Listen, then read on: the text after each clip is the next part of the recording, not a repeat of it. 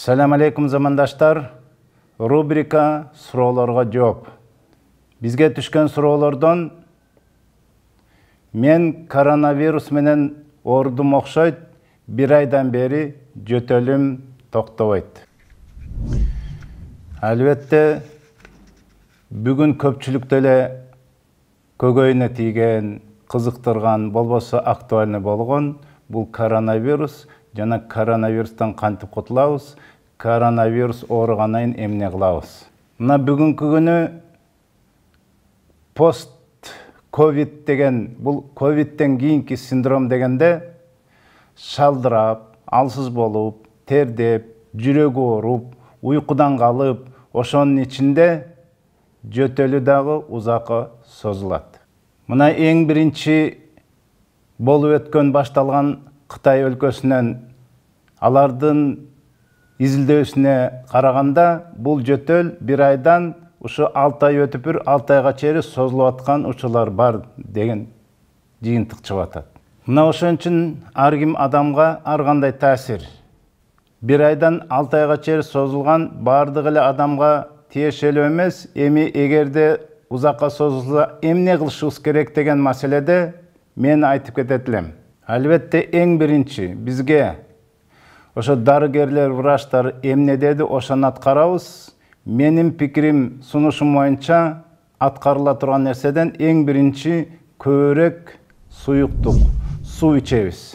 Bir адам 1 килограмм салмагына 300 граммдай туура келсе, 80 килограммдык салмактагы адам күнүгө 2,5-3 чейин суу ичүү керек. Жана адамдын, жеке адамдын физикалык кыймылдоосу. Мындайча айтканда, бүгүнкү организм оору менен көрүшүп атканда өтө көп кыйын жумуштар менен алек болбош.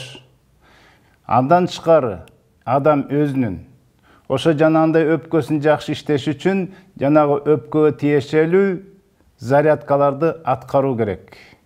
Көп демди ич аркылуу деп ичине алып чыгарып, токтотуп чыгарып, жанагындай кыймылдар менен чыгарып, жана врачтар айтып аткан өпкөгө пайда болгон физикалык кыймылдар, физзарядка. Андан тышкары өпкөгө дагы таасир пайдап келе турган сурфактан деген зат менен толтуруу. Ал сурфактан бул өпкөгө май, керектүү май жеш. Жалпак тил менен айтканда, биздин өпкөбүздүн жана чоюлуп кичинекей болгону, жанагындай аба барып турчу абанын жакшы таркашына ошо сурфактан таасир берет, ал майдан турат. Менин сунушум күнүгө сары майдан 3 маал, ким мүмкүнчүлүгү жараша 1 чай кашыктан 3 маал, жана дагы ким мүмкүнчүлүгү болсо, жана андан кыйналбаса 1 чай кашыктан 2 маал койдун куйрук майынан ичип туруу.